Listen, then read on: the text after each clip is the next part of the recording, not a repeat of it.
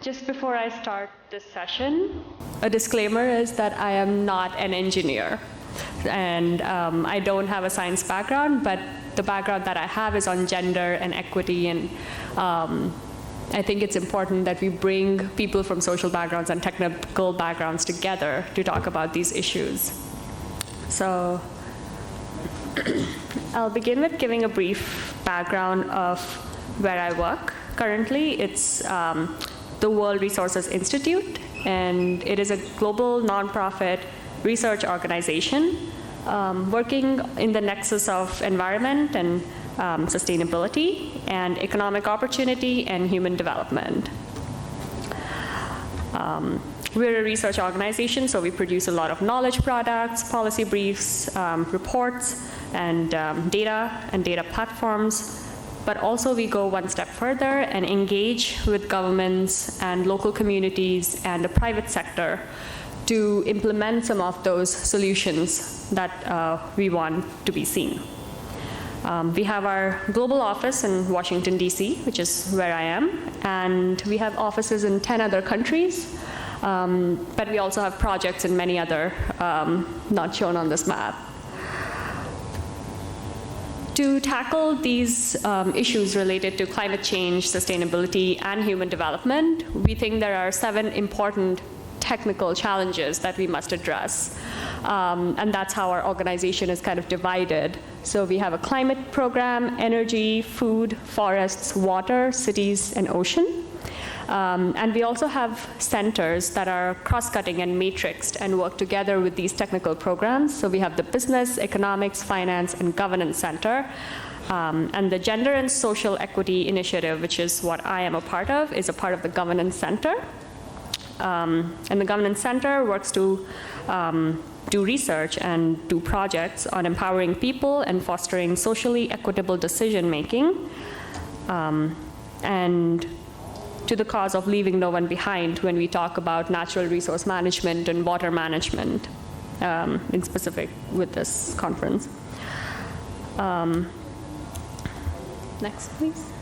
So WRI's approach to gender and social equity is we want all of our projects to benefit all people equally. So when you perhaps read a report on water management or climate change and sustainability, we don't want it to be only technical and stop at how many households were connected to pipes or how many trees were saved. We want to know the impact on people and who these people are. Are we impacting everyone equitably or not?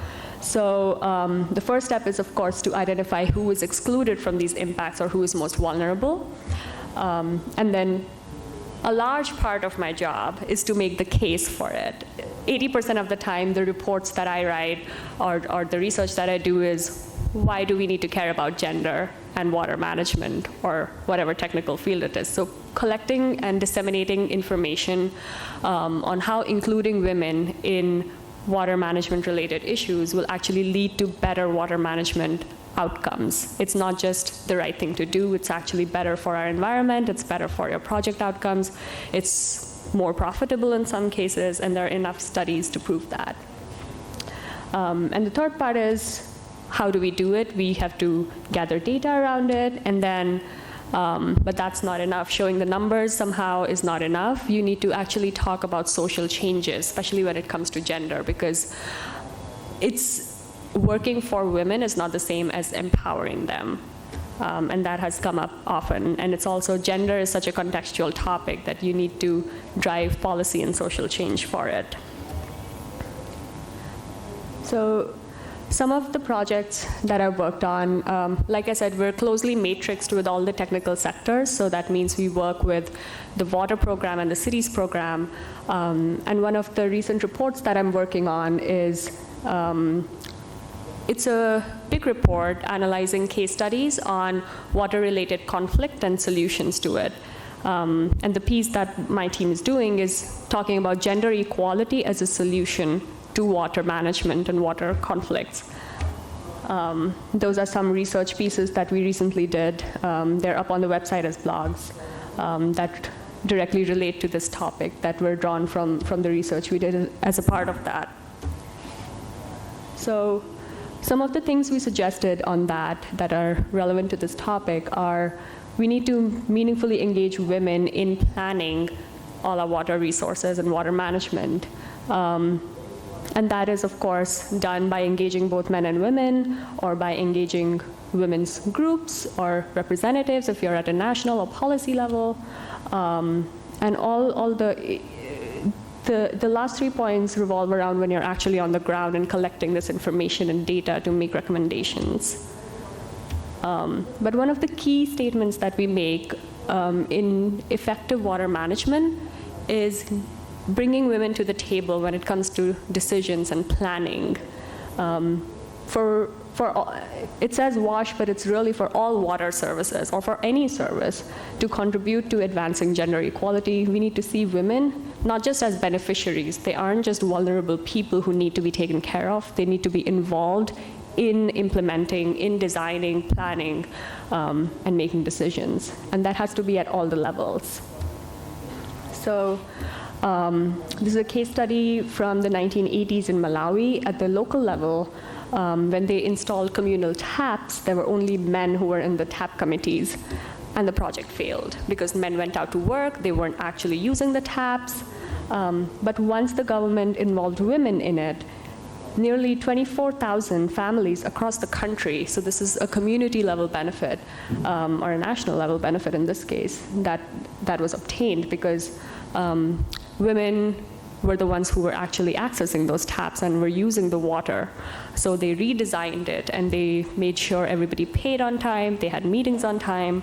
And there's a bunch of literature on this. There are World Bank studies, and UNDP has done a study on their own funded 44 water projects that show that when both men and women are engaged in shaping policies and are shaping the decisions, are managing these, the outcomes that they get for these projects are much better.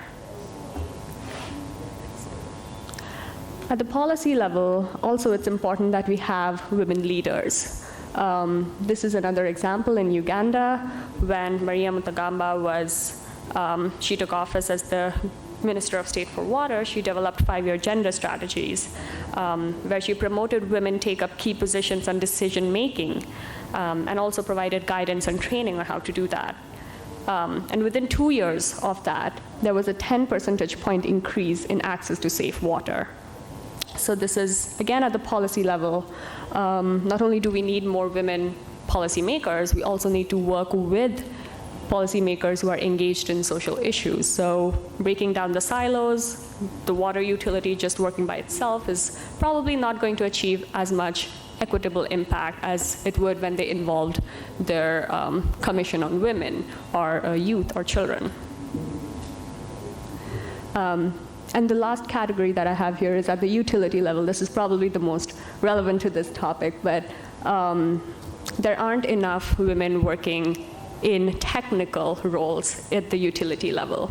So you can see this is data from the World Bank's report in 2019 that came out called Women in Water Utilities Breaking Barriers.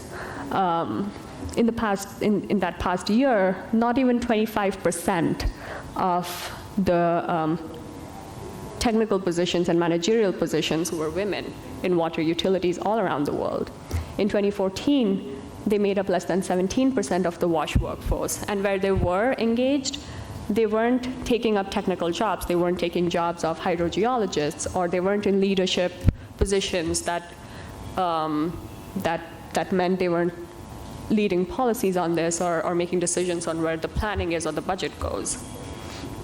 So it's easier said than done, right? There are a lot of structural issues to why this happens. Why aren't we seeing more women coming out and doing mechanical engineering or civil engineering? Why are they doing computer science? Or even if they are, why aren't they going forward and working in those fields?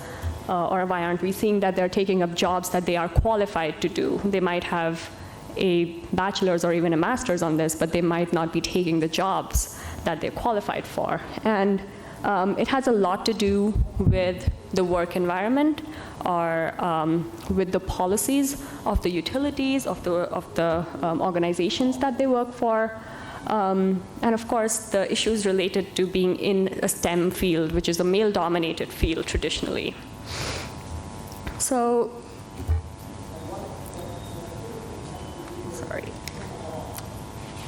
Well, a lot of studies show that when women are recruited and they are in managerial positions, it leads to a cycle of inclusive hiring. They also keep this in mind. They also diversify their reportees. They also hire more women.